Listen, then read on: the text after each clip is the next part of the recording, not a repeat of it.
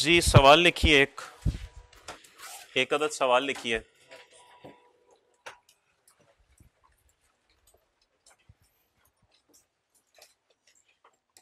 ये वाला उठा लेना, ये ना उठाना, ये मेरी बेगम का है, वरना मैं फिर रात सड़क पे पाया जाऊंगा। ओके जी, सवाल लिखिए। मुझे पता है कि आपको लिखने में शायद थोड़ा सा मसला हो, क्योंकि आप व्हाट्सएप लिखने के आदी हो चुके हैं, लेकिन थोड़ी सी कोशिश करके सवाल लिख लें। थोड़ा सा लंबा सवाल है, हो सकता है रजिस्टर का एक सफ़ा भी ले जाए। ओके, तो लिखिए जी सवाल। कोई नहीं, आप भी वेले ही है ना, तो लिख लें सवाल। ABC limited is ABC limited is ABC limited is manufacturer of ABC Limited is a manufacturer of high tech production, high HI. ABC Limited is a manufacturer of high tech production, and their monthly production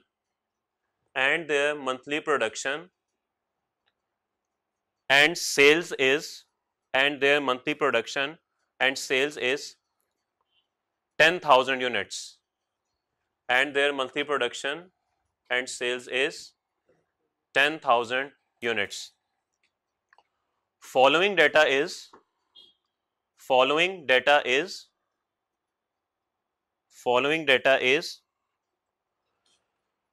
relevant to production for recent month ended.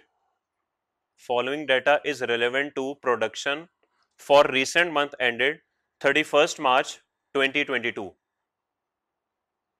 31st March 2022. पहुंच गए सब यहां तक? अब आगे आपने bullet points में लिखना है या 1-2 करके लिखना है, जैसे आपका दिल करे। First point, selling price per unit is rupees 15,000, 15,000। Selling price per unit is rupees 15,000, 15,000। Next point, direct material cost per unit is rupees 5,000। Direct material cost per unit is rupees 5,000। Direct labour cost per R is, थक गए हैं लिख के? Direct labour, अभी तो सवाल आधा भी नहीं हुआ। Direct labour cost per R is,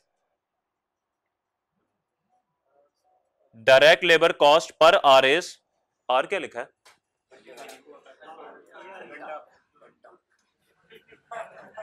direct labour cost per R is rupees 3,000, 3,000, 2,000 नहीं, 2,000 रुपए नहीं, 3,000, खाली 3,000।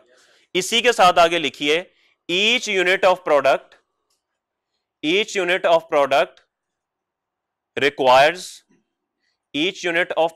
requires 1.5 hours of labor.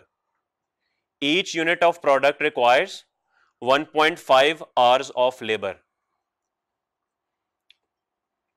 सब पहुंच गए यहां तक? नेक्स्ट पॉइंट लिखिए, total indirect overhead cost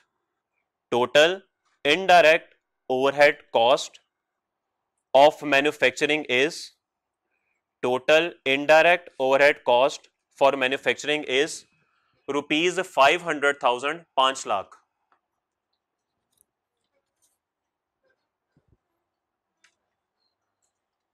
next point लिखिए, salary of security guard is rupees, वो 10 लाख वाले भाई कहां गए भाई? कैसे हैं आप? Salary of security guard is 10 lakh. लिखे 1 मिलियन नहीं, 1 मिलियन लिखे यार, सवाल है, सवाल में तो कुछ भी हो सकता है। Salary of security guard is 1 million, 10 lakh जी। नहीं, बस आप लिखें, अभी सवाल पूरा होने दें, खुद ही पता लग जाएगा। Salary of security guard is please please खामोशी। वैसे सवाल के शुरू में लिखवा दिया था फॉर रिसेंट मंथ एंडेड, तो इसका मतलब है ये महीने का डाटा है। तो salary of security guard is ₹1 million. इसी के साथ लिखिए 35% ऑफ सिक्योरिटी,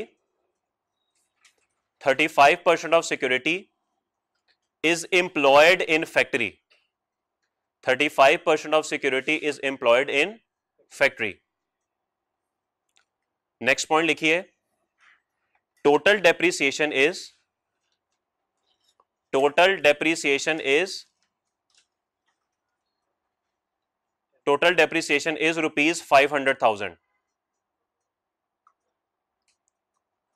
इसी के साथ लिखिए 75% of depreciation, 75% of depreciation belongs to factory machines, 75% of depreciation belongs to factory machines. Next point लिखिए electricity charges are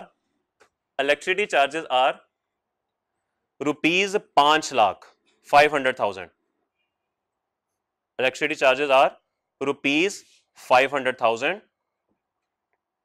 इसी के साथ लिखें 60% of expense is in factory, 60% of expense is in factory। Second last point लिखें rent expense is ₹1 million, rent expense is ₹1 million. 65 पर इसी के साथ लिखें 65% of area, 65% of area is occupied by factory, 65% of area is occupied by factory. Last point लिखिए sales commission is 0.5%, sales commission is 0.5%। मुझे नहीं पता, ये आपने बताना है, मैं भूल गया हूं सारा कुछ। Okay, sales commission is 0.5%। Required में लिखें calculate total production and non production cost, calculate total production and non production cost. कितना वक्त लगाएंगे आप ये सवाल करने में? जी भाई आधा घंटा। मैं चला जाऊं फिर घर? बताइए। नहीं बताइए कितना टाइम लगेगा आप लोगों को? 10 मिनट। 10 मिनट में आप ये सवाल कीजिए। सर कैमरा आप 10 मिनट के लिए बंद कर दें। जी हो गया सबका सवाल? कोई रह तो नहीं गया? आप रह गए? अच्छा ओके। नहीं हो नहीं रहा या बस रहता है अभी? चलें करें साथ साथ। कितना टाइम लग जाएगा? और आधा घंटा? नहीं फिर हम बोर्ड पे कर लेते हैं। चले जी, आपसे कहा यह गया था कि आपने एक तो प्रोडक्शन कॉस्ट बतानी है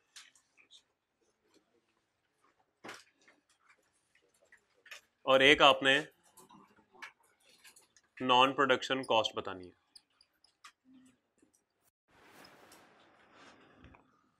जी कोई एक भाई साहब सवाल पढ़ दें। आप सर पढ़ देंगे सवाल मेरे लिए? जी सर शुरू से सवाल पढ़ें, शुरू से। ABC Limited is a manufacturer of high-tech production and their monthly production and sales is 10,000 units. Okay, monthly production and sales 10,000 units. इसका मतलब ये है कि जितना बनाया उतना ही बेच दिया। इसका मतलब ये है कि ओपनिंग स्टॉक और क्लोजिंग स्टॉक जीरो है। ओपनिंग स्टॉक क्लोजिंग स्टॉक कितने लोगों को नहीं पता? इजी होके बता दें।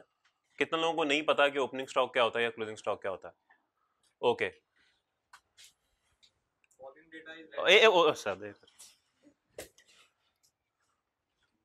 आज 29 तारीख है।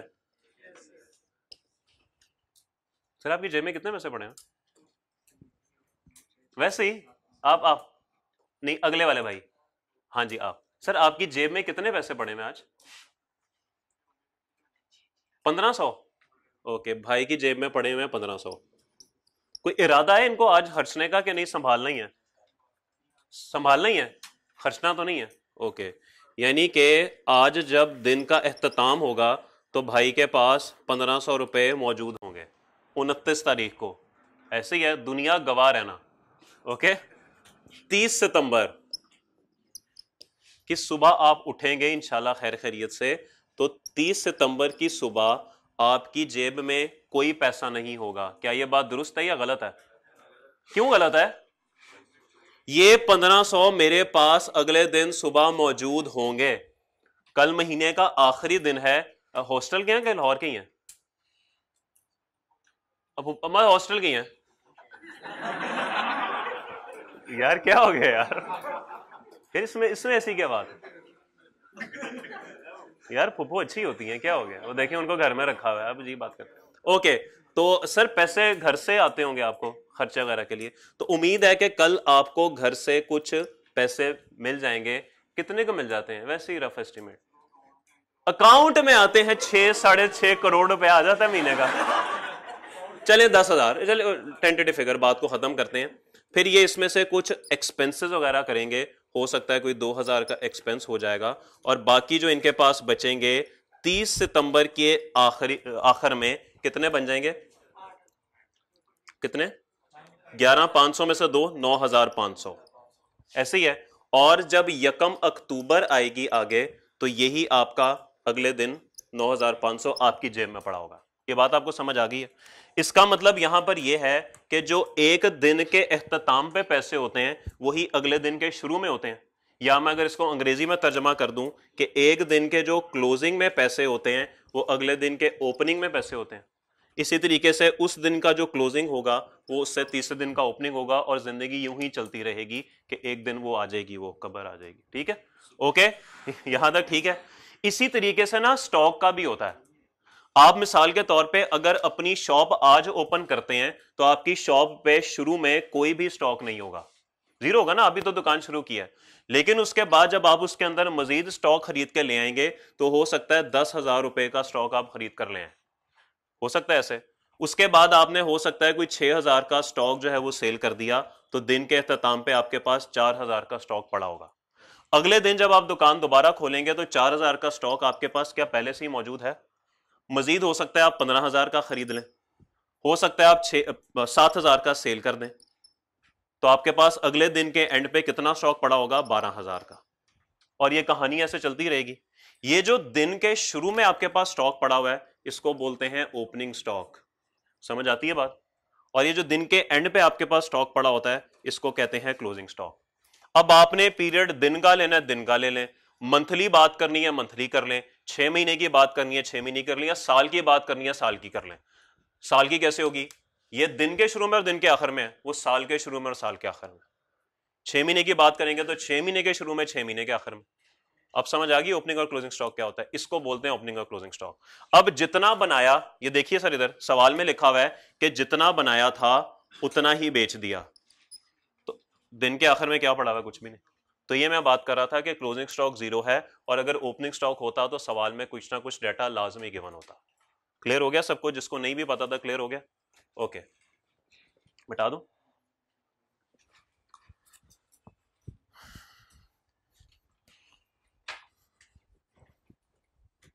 जी सर, आपकी खिदमत चाहिए। माइक तो नहीं चाहिए आपको? अच्छा ने बोला Following data is relevant to production for recent month ending 31st March 2022. रुक जाइए यहाँ पे। ये महीने के एंड पे आपको डाटा मिल रहा है, एक्चुअल है या एस्टिमेटेड है? एक्चुअल डाटा है, महीने के एंड पे मिल रहा है तो एक्चुअल डाटा है। ओके, अगली बात आगे पढ़े sir. Selling price per unit is ₹15,000. Selling prices 15,000 per unit. क्या इसका कॉस्ट पे कोई इंपैक्ट है? ये तो सेलिंग प्राइस है, इसका तो कॉस्ट पे कोई इंपैक्ट नहीं होता। आगे चलें। Direct material cost per unit is ₹5,000. Direct material cost is ₹5,000। क्या सर टोटल? पर यूनिट, पूरी बात। Direct material cost 5,000 per unit है। मटेरियल के बारे में कल बहुत डिटेल से बात हो चुकी है। मुझे बताइए मटेरियल खरीदने की जो कॉस्ट है वो प्रोडक्शन है या नॉन प्रोडक्शन है? क्यों प्रोडक्शन है? क्योंकि ये फैक्ट्री में इनकर होती है और इसका डायरेक्ट ताल्लुक जो है वो चीजें बनाने से है। तो डायरेक्ट मटेरियल की जो कॉस्ट होगी वो कितनी होगी? 5,000 पर यूनिट। एक यूनिट की कॉस्ट है। सवाल की रिक्वायरमेंट क्या प्रोडक्शन कॉस्ट पर यूनिट निकालने की है या टोटल की है? तो हमें टोटल 10,000 यूनिट्स की निकालनी पड़ेगी। क्या ऐसे ही है? तो कैसे निकाल सकते हैं हम? मल्टीप्लाई कर देंगे 10,000 से। जी बिल्कुल, आपने दुरुस्त फरमाया। डायरेक्ट मटेरियल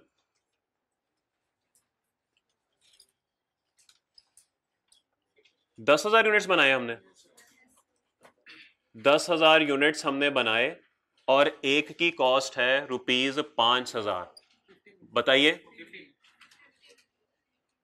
50 मिलियन कितने होते हैं? 50 लाख? 50 लाख नहीं होते? अच्छा वो 5 मिलियन होते हैं। ठीक है, 50 मिलियन 5 करोड़। ओके होगी बात? किसी को इसमें कोई इख्तलाफ? सब साथ हैं? Sir please. Direct labour cost per hour is RS 3000. Direct labour cost per hour is 3000 per hour. घंटे की कॉस्ट 3,000 रुपया है। Each unit of और ठहर जा मेरे भाई, यूनिट कैसे निकालूं? 3,000 पर आवर है, मुझे पता होना चाहिए कि इन 10,000 यूनिट्स को बनाने में कितने आवर्स लगे, तभी बात चल सकती है। वरना मैं लाइक वर्सेस लाइक को ही मल्टीप्लाई कर सकता हूं, इसको तो नहीं कर सकता। ऐसा नहीं हो सकता कि पर आवर मेरे पास कॉस्ट हो और मैं मल्टीप्लाई यूनिट्स के साथ कर रहा हूं। मुझे टोटल आवर्स के साथ करना पड़ेगा, तभी कोई बात समझ आएगी, अदरवाइज तो बात ही खत्म हो जाएगी। क्या सवाल में कोई ऐसा डाटा है जिससे मुझे यह पता लगे कि इन 10,000 यूनिट्स को बनाने में कितने आवर्स लगते हैं? अच्छा 1.5 आवर पर यूनिट है, एक यूनिट को बनाने में 1.5 घंटा लगता है। ओके, छठी 7वीं क्लास सबने पढ़ी हुई है ना, छोड़ के तो नहीं आए हुए? उसमें एक बात पढ़ते थे कि अगर 400 चीजें 1,000 रुपए की हैं तो एक चीज कितने की होगी? और अगर मुझे 800 चीजों की निकालनी है, 1,000 डिवाइड बाय 400 इंटू 800। ये बात सबने पढ़ी हुई है कि नहीं पढ़ी हुई? आपकी खामोशी से तो लग रहा नहीं पढ़ी हुई। नहीं पता ये, और ये काम नहीं करते रहे, और ये फजूल काम करके तो यहां तक पहुंचे। ऐसे ही है, एग्जाम थी, छठी भी एग्जाम थी।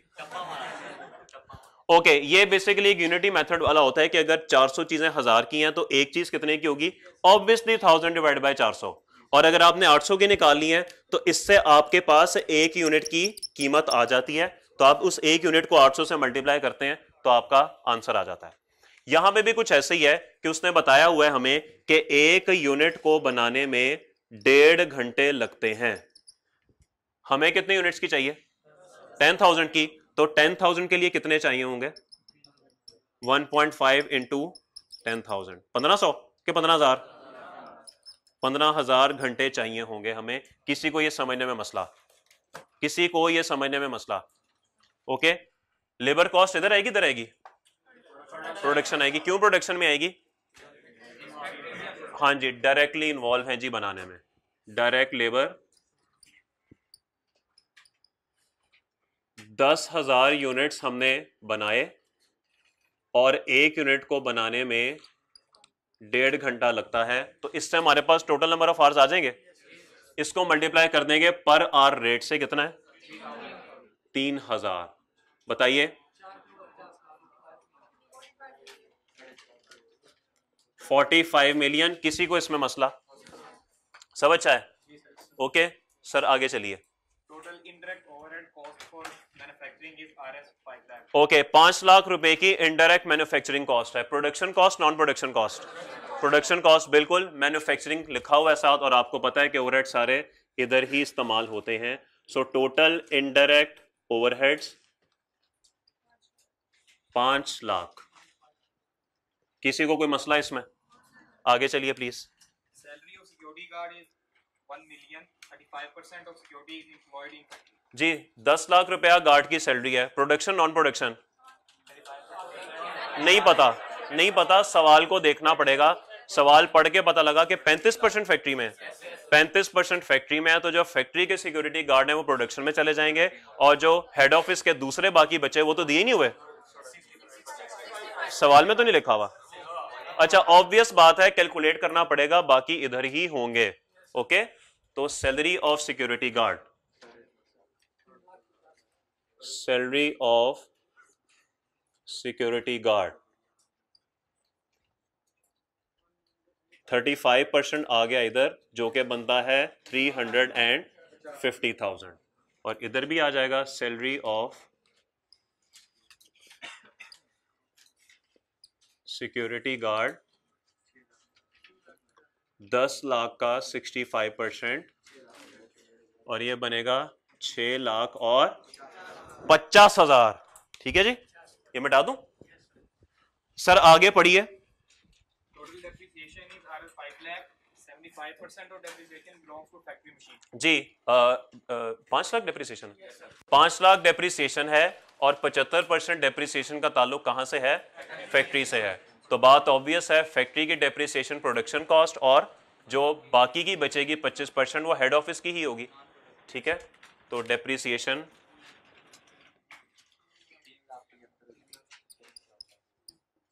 5 लाख इंटू 75% कितना बना जी? 375,000 और बाकी की डेप्रिसिएशन हमारी बनेगी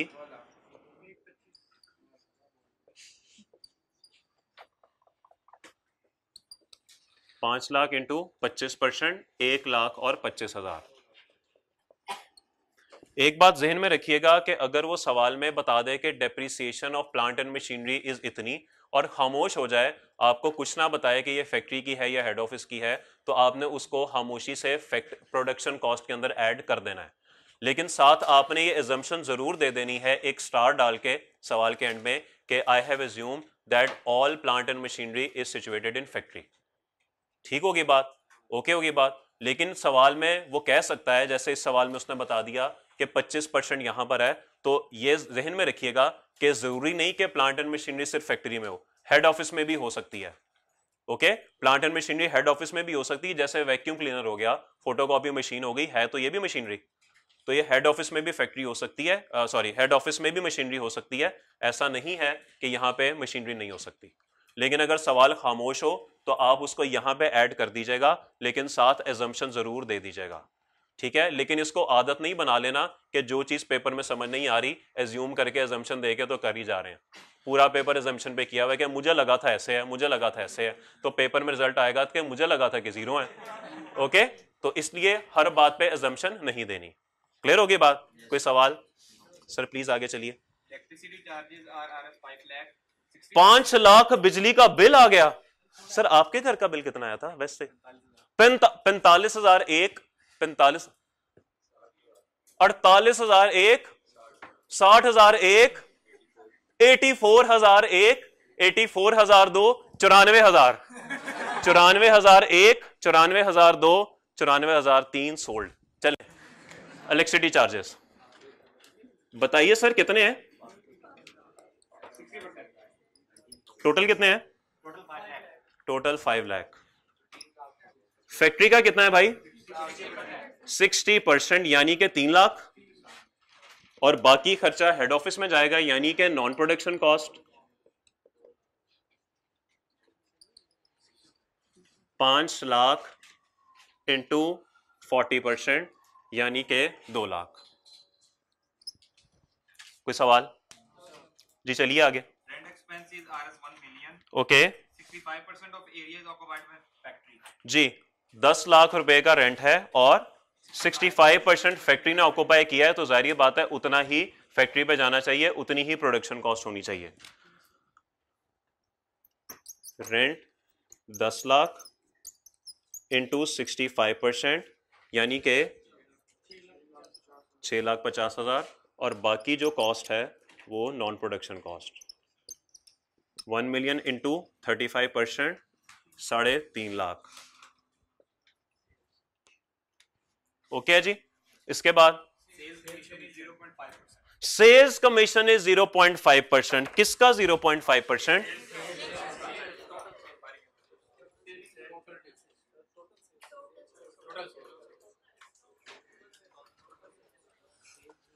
जी एक बात बताइएगा, आमतौर पे जो सेल्स स्टाफ होता है, जो चीजें बेच रहा होता है, वो आपके साथ डीलिंग सेल प्राइस पे कर रहा होता है या परचेज प्राइस पे कर रहा होता है? परचेज नहीं कहना चाहिए, कॉस्ट प्राइस कहना चाहिए। सेल प्राइस पे कर रहा होता है ना, जितने की वो आपको बेच रहा होता है। तो ऑब्वियसली जब आपको वो बेच जिस कीमत पे रहा है, तो जितने की उसने आपको बेची उतने पे ही कमीशन उसका कैलकुलेट होगा। तो ये बात तो तय हो जाएगी कि सेल प्राइस पे उसका कमीशन बनता है। ठीक है, हाँ उसके साथ बिल्कुल भी शेयर नहीं किया जाता कि इस प्रोडक्ट की कॉस्ट क्या है, उसका ताल्लुक ही कोई नहीं है।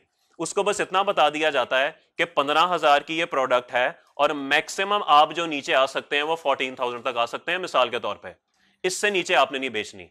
लेकिन उसको कहीं ये नहीं बताया जाता कि मेरी कॉस्ट इसको बनाने की 9,000 है या 10,000 है, उसका ताल्लुक ही कोई नहीं है। उसको बस बताया जाता है कि मैं 15,000 से ऊपर जहां मर्जी जाऊं, मैक्सिमम जो मैं नीचे आ सकता हूं वो 14,000 है। तो जितने की वो बेच देगा उसकी एफर्ट है, उसने 15,000 की बेच दी, 16 की बेच दी, 20,000 की बेच दी, तो उसको फायदा भी उतना ही मिलना चाहिए। तो हमेशा उसका जो कमीशन होता है वो सेल्स प्राइस पे होता है। ये बात आपने अपने जहन में रखनी है, ठीक होगी बात। अब मुझे बताइए, क्या हम पर यूनिट कैलकुलेट कर रहे हैं या टोटल कैलकुलेट कर रहे हैं? अगर टोटल कैलकुलेट कर रहे हैं तो हमारा कमीशन भी टोटल की सेल पे होना चाहिए। तो 15,000 तो पर यूनिट सेल प्राइस है ना, टोटल निकालने के लिए आपको 10,000 यूनिट से मल्टीप्लाई करना पड़ेगा। ओके, तब आपके पास टोटल सेल्स कमीशन आएगा। प्रोडक्शन कॉस्ट है, नॉन प्रोडक्शन कॉस्ट है? नॉन प्रोडक्शन कॉस्ट है। प्रोडक्शन के साथ तो इसका ताल्लुक ही कोई नहीं है, इसका ताल्लुक तो बेचने से है। ओके, तो सेल्स कमीशन आ जाएगा यहां पर।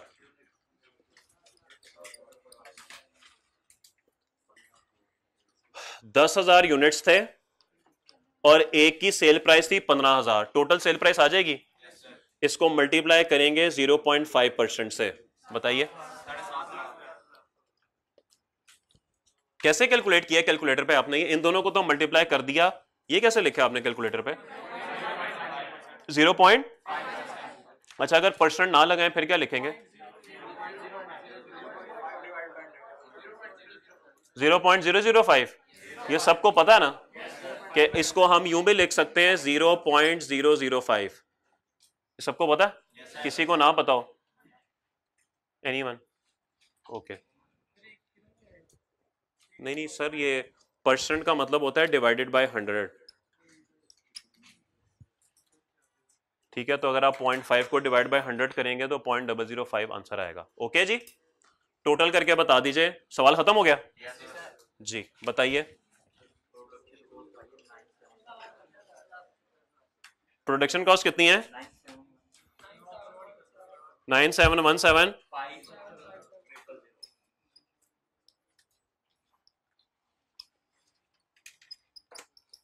टोटल प्रोडक्शन कॉस्ट और यहां पर टोटल नॉन प्रोडक्शन कॉस्ट कितना है जी? 2075। किसी का कोई सवाल? मैच हो गया था आप सबका? ओके जी, नोट कीजिए, फिर आगे चलते हैं।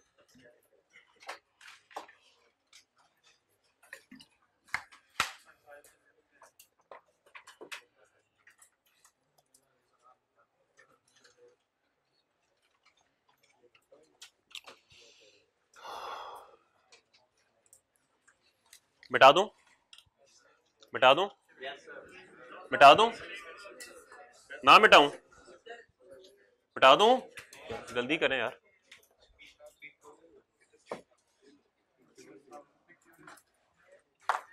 IPhone 14 pro max? अच्छा नहीं, चाइना आईफोन 14 प्रो मैक्स।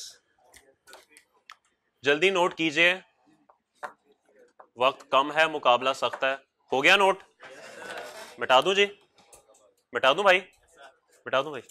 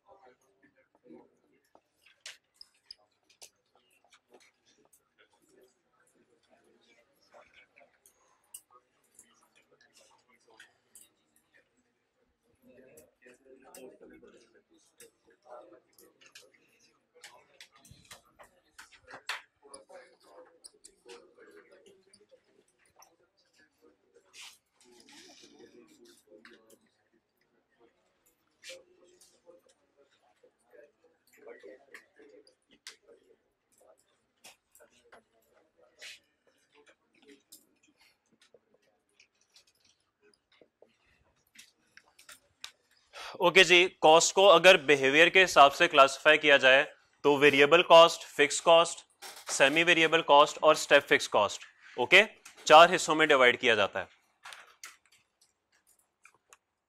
यहाँ पे आपको बहुत अच्छे तरीके से ये आना चाहिए कि कैसे कॉस्ट को वेरिएबल क्लासिफाई करते हैं और कैसे फिक्स करते हैं, क्योंकि आपकी पूरी कॉस्ट अकाउंटिंग या मैनेजमेंट अकाउंटिंग जो आगे चलेगी वो इसी बेस पे चलेगी कि आप कॉस्ट को कैसे आइडेंटिफाई करते हैं। अगर आपने वेरिएबल को गलती से फिक्स कॉस्ट क्लासिफाई कर दिया तो आपका सवाल टोटली फारिग हो जाएगा, या अगर आपने फिक्स कॉस्ट को गलती से वेरिएबल कॉस्ट क्लासिफाई कर दिया तो भी आपका सवाल फारिग हो जाएगा, क्योंकि ये बहुत इंपॉर्टेंट कॉन्सेप्ट है कि आपने कॉस्ट को सही तरीके से क्लासिफाई किया है कि नहीं। तो अब जो हम यहाँ पे पढ़ेंगे वो ये पढ़ेंगे कि वेरिएबल कॉस्ट की खसूसियात क्या होती हैं और आपको कैसे पता लगेगा कि ये कॉस्ट वेरिएबल है या फिक्स्ड है। ठीक होगी बात? तो हम शुरू करेंगे वेरिएबल कॉस्ट से। आप हेडिंग बना दीजिए वेरिएबल कॉस्ट।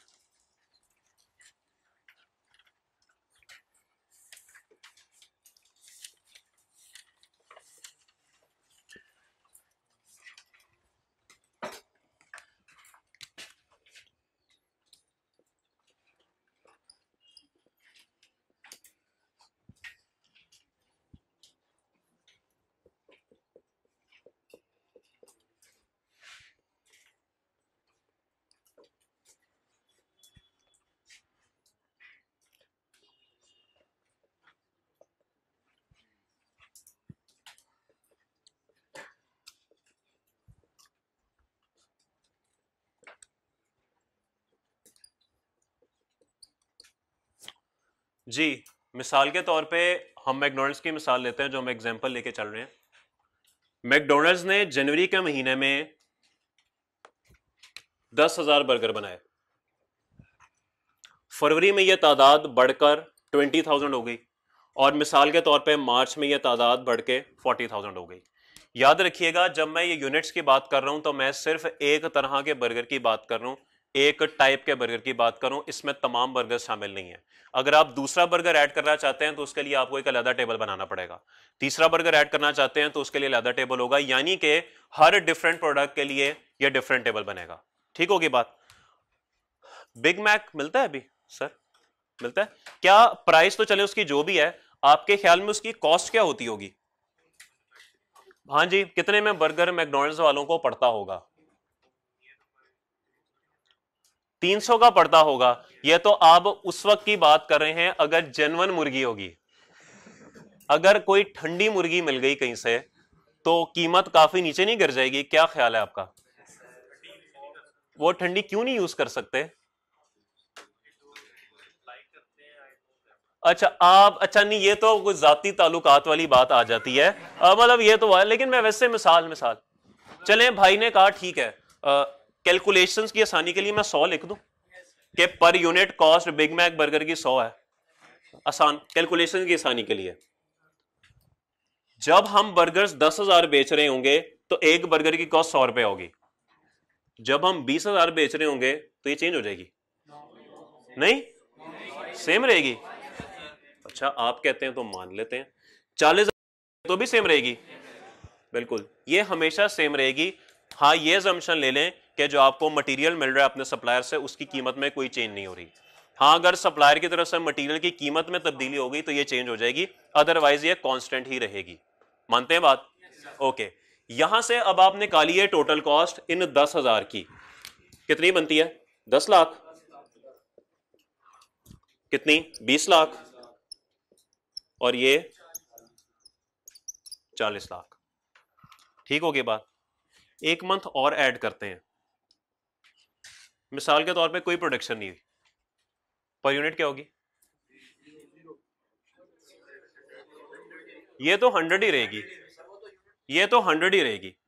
पर यूनिट 100 है, ये तो है ही 100। हाँ, टोटल 0 हो जाएगी। और अगर मैं आपकी आसानी के लिए बताऊं कि ये टोटल कॉस्ट का कॉलम कैसे आया, ये कुछ ऐसे आ रहा है। ऐसे ही है। अब आपसे सवाल आपसे यह हुआ कि आपका एक दोस्त मैकडोनल्ड में काम करता था और उसने आपसे सवाल किया कि भाई, जनवरी के महीने में मैंने प्रोडक्शन की थी 10,000 और मेरी कॉस्ट है 10 लाख। तो मुझे यह बताओ कि ये जो 10 लाख की कॉस्ट है, क्या ये फिक्स है या वेरिएबल है? आपके पास इसका कोई जवाब होना चाहिए और लॉजिक्स की बेस पे होना चाहिए। तो वो लॉजिक मैं आपको बता देता हूं कि आपको कैसे पता लगेगा कि ये 10 लाख फिक्स है या वेरिएबल है। उससे पहले प्रोडक्शन, मैकडॉनल्ड्स की एक्टिविटीज क्या है? बर्गर बेचना, यही है ना, मेनली यही है, बर्गर बेचना। तो कह सकते हैं कि मैकडॉनल्ड्स की एक्टिविटीज है बर्गर बेचना।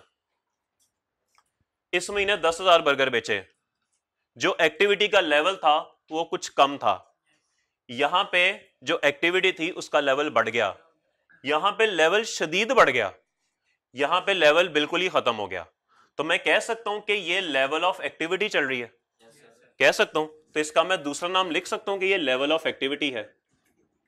किस लेवल पे जाके एक्टिविटी कर रहे हैं मैकडॉनल्ड्स वाले, कह सकता हूं। समझ आ गई बात की? ओके, अब सुनिए, लेवल ऑफ एक्टिविटी बढ़ रही है कम हो रही है? बढ़ रही है कम हो रही है? क्या पर यूनिट पे कोई फर्क पड़ा? पर यूनिट इज सेम या फिर कांस्टेंट, ऐसे ही है। टोटल पे आइए, लेवल ऑफ एक्टिविटी बढ़ने से टोटल चेंज हो रहा है, कम होने से टोटल चेंज हो रहा है।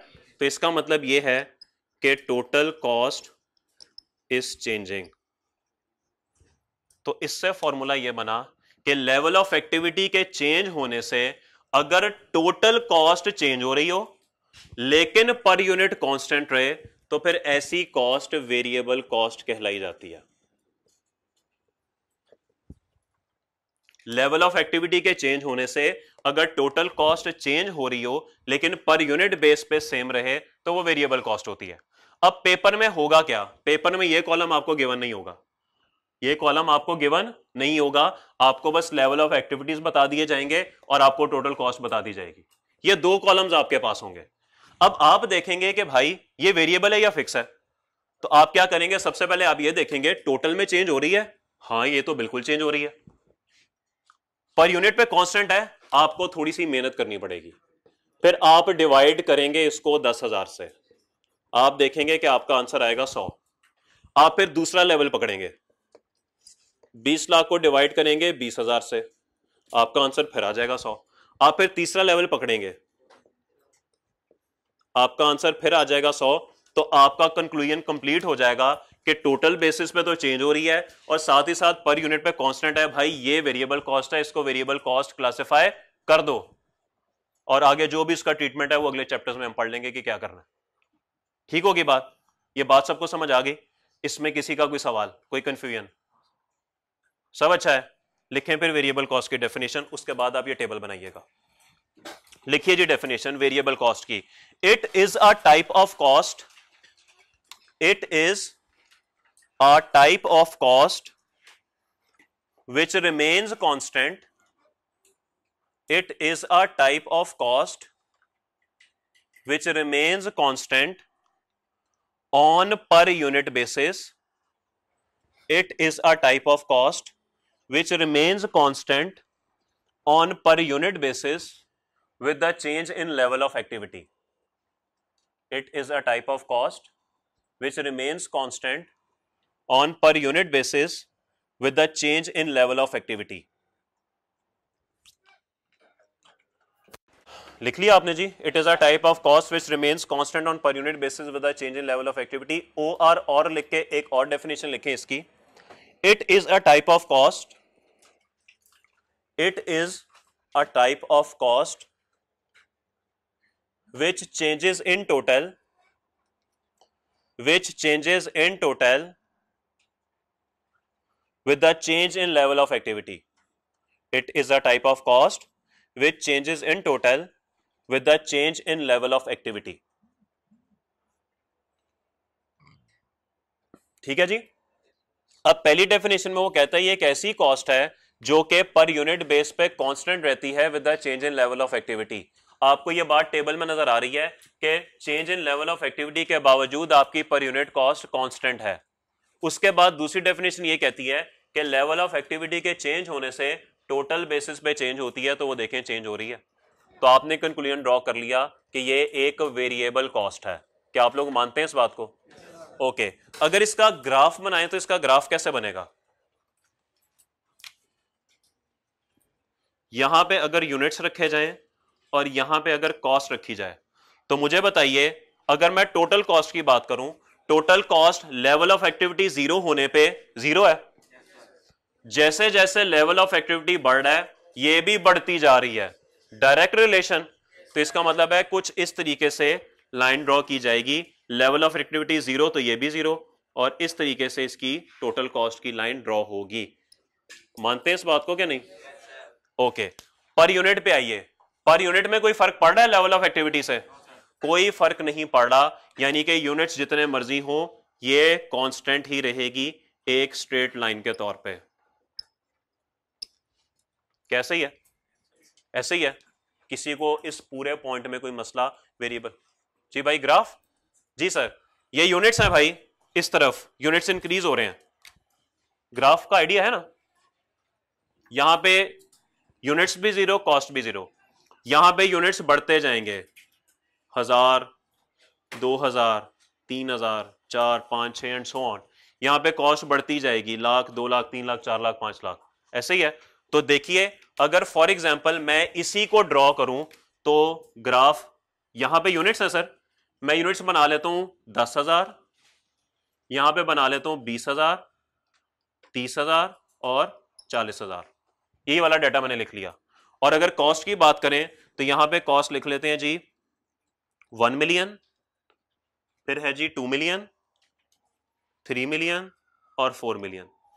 ऐसा हो सकता है? ऐसे ही है। अब अगर 10,000 लेवल ऑफ एक्टिविटी है तो कॉस्ट कितनी है? 1 मिलियन। तो इसके सामने कोई पॉइंट ऐसे क्यों बनेगा? फिर अगर 20,000 लेवल ऑफ एक्टिविटी है तो 2 मिलियन कॉस्ट है, तो 20,000 के साथ ये कुछ ऐसे बनेगा। फिर 40,000 लेवल ऑफ एक्टिविटी है 4 मिलियन, तो ये कुछ ऐसे बनेगा। तो ये देखें, ये आपकी एक स्ट्रेट लाइन यहां से चलेगी और यूं चलेगी, तो वो देखें स्ट्रेट लाइन है। लेकिन पर यूनिट आप देख लें 100 ही है, जो मर्जी कर लें उसने 100 ही रहना है। तो ये एक बिल्कुल इस तरीके से स्ट्रेट लाइन बनेगी। कोई सवाल? सब अच्छा है? ओके, कुछ मार्फत की बातें लिखें, कुछ इंपॉर्टेंट पॉइंट्स इसी के नीचे लिखिए। At 0 level of activity, at 0 level of activity, at 0 level of activity, total variable cost will be 0. At 0 level of activity, total variable cost will be 0. At 0 level of activity, total variable cost will be 0. ये आपको नजर आ रहा है, level of activity 0 है तो total cost भी आपकी 0 है। नेक्स्ट पॉइंट लिखिए, टोटल वेरिएबल कॉस्ट। याद रखिए, मैं टोटल वेरिएबल कॉस्ट लिखवा रहा हूं, पर यूनिट नहीं लिखवा रहा। Total variable cost is directly proportional to, total variable cost is directly proportional to level of activity. Total variable cost is directly proportional to level of activity. ठीक होगी बात? यहां तक कोई मसला किसी का? This is all about variable cost. अब हम चलते हैं फिक्स कॉस्ट पे। नोट आप लोगों ने कर लिया कि नहीं? हो गया नोट? चलें फिर आगे।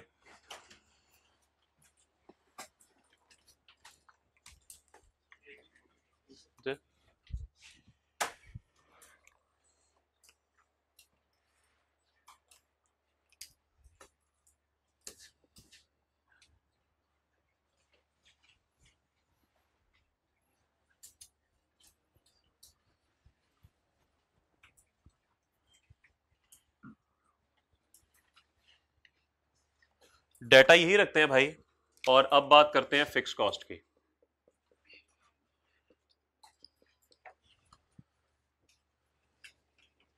अब पहले लिखेंगे हम टोटल कॉस्ट, और मैं मिसाल ले रहा हूं यहां पे रेंट की। मुझे बताइए, मैकडॉनल्ड्स ने अगर 10,000 बर्गर बनाए तो रेंट उनका था 1 लाख रुपया। 20,000 करेंगे ज्यादा हो जाएगा? कोई फर्क नहीं पड़ेगा, कम हो जाएगा। ये कहां लिखा हुआ है? पर यूनिट की तो बात ही, मैंने तो ऊपर टोटल लिखा हुआ है, टोटल लिखा हुआ है। टोटल में कोई फर्क पड़ेगा? कोई फर्क नहीं पड़ेगा। 40,000 बनाऊंगा, कोई फर्क पड़ेगा? कोई फर्क नहीं पड़ेगा। बंद हो गया मैकडॉनल्ड्स, रेंट तो फिर भी पे करना है। तो इसका मतलब यह है कि रेंट तो पे करना ही करना है, लेवल ऑफ एक्टिविटी जो मर्जी हो। अब आपसे सवाल पूछा जाएगा कि 1 लाख रुपया, वही आपका दोस्त मैकडोनल्ड में काम करता है, 1 लाख रुपया भाई मेरी कॉस्ट है, मुझे बताओ ये वेरिएबल है या फिक्स है। अब आप फिर वही चक्कर चलाएंगे, आप कहेंगे यार लेवल ऑफ एक्टिविटी चेंज होने से ये तो कांस्टेंट है, टोटल कॉस्ट इज सेम या फिर कांस्टेंट, ऐसा ही है। पर यूनिट देखते हैं, पर यूनिट क्या होता है जी। तो आप यहां पे कैलकुलेट करेंगे पर यूनिट कॉस्ट, और पर यूनिट कॉस्ट आप कैसे कैलकुलेट करेंगे, 1 लाख डिवाइड बाय 10,000, आंसर आएगा 10। फिर आप करेंगे 1 लाख डिवाइडेड बाय 20,000, आंसर आएगा 5। और फिर आप करेंगे 1 लाख डिवाइडेड बाय 40,000, आंसर आएगा 2.5। और ये तो वैसे ही इंफिनिटी है, लेटा हुआ 8 है। ओके, तो per unit changing, variable cost क्या थी, टोटल चेंज थी, पर यूनिट सेम थी। ये पर यूनिट चेंज है, टोटल सेम है, ऑपोजिट, थोड़ा बहुत फर्क।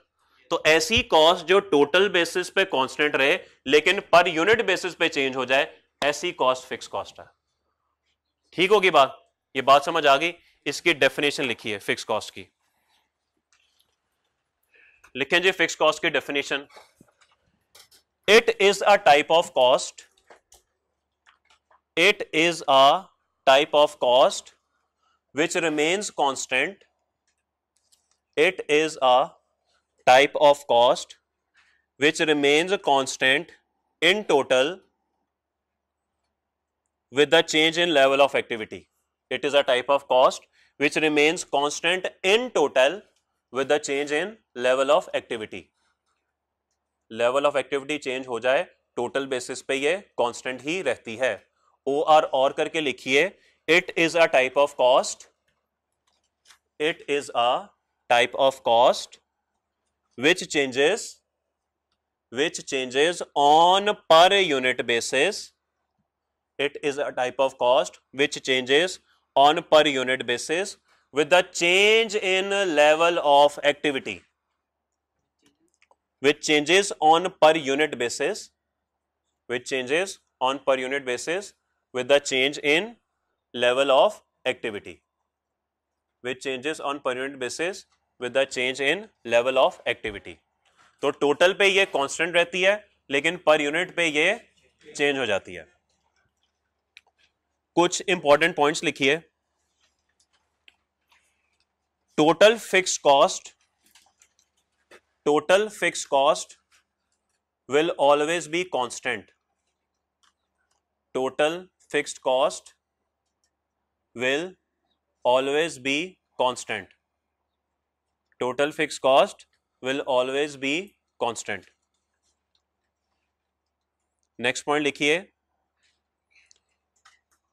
for higher level of activity, for higher level of activity,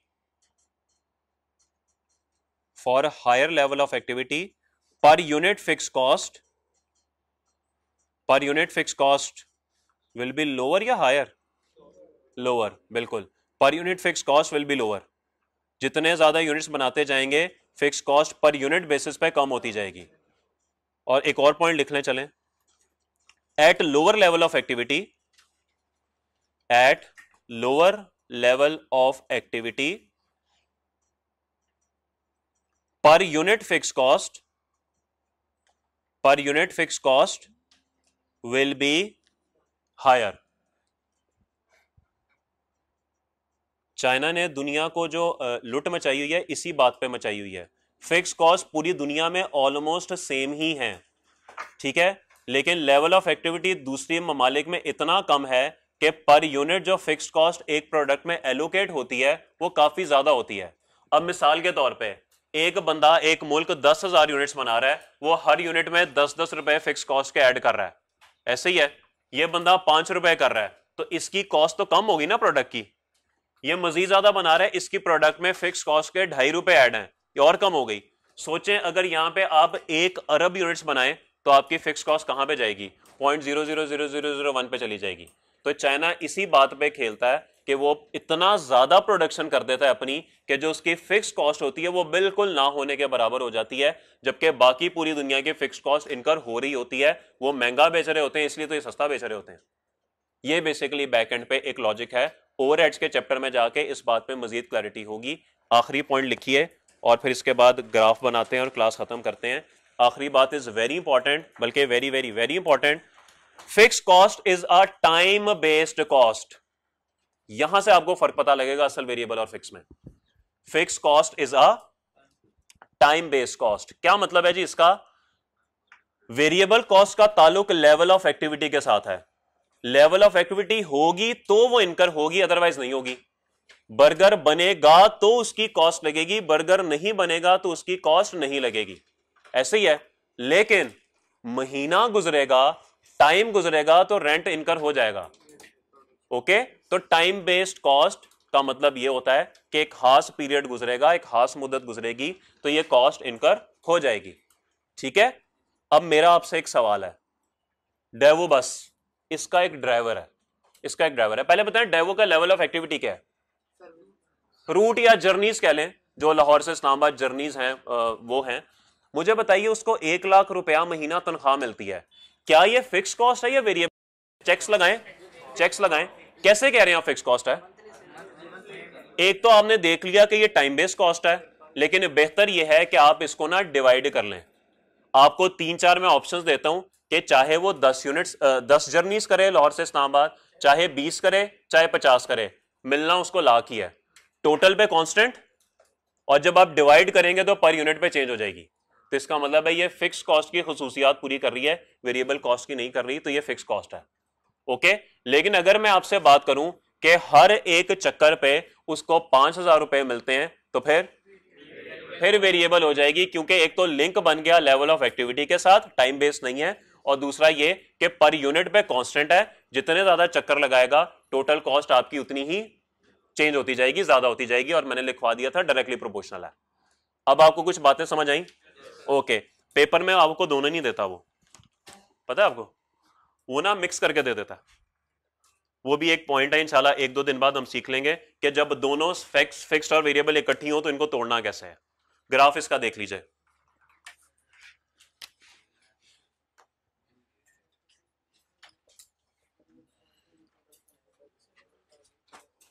जी बताइए, टोटल कॉस्ट कांस्टेंट रहेगी? टोटल कांस्टेंट रहेगी, जितना मर्जी लेवल ऑफ एक्टिविटी हो, इसने तो कांस्टेंट ही रहना। पर यूनिट का क्या बनेगा? पर यूनिट का क्या बनेगा? जितने कम यूनिट्स उतनी ज्यादा, जैसे जैसे यूनिट्स बढ़ते जाएंगे कम होती जाएगी, और एक वक्त आएगा जीरो हो जाएगी। जीरो कभी भी नहीं होगी।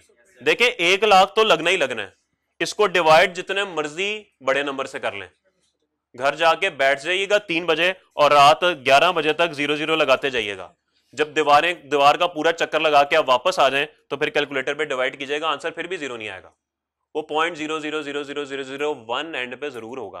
तो वो जीरो कभी भी नहीं है, जीरो के करीब बहुत है पर जीरो नहीं है। तो इसलिए इसका ग्राफ जो है ना वो यूं बनता है कि शुरू में पर यूनिट बहुत ज्यादा होती है और एकदम से इसमें डिक्लाइन आता है, लेकिन एक वक्त आता है कि ये जीरो के बहुत करीब तो हो जाती है लेकिन कभी जीरो नहीं होती। ठीक होगी बात? तो पर यूनिट का फिक्स कॉस्ट के केस में ग्राफ ऐसे बनेगा।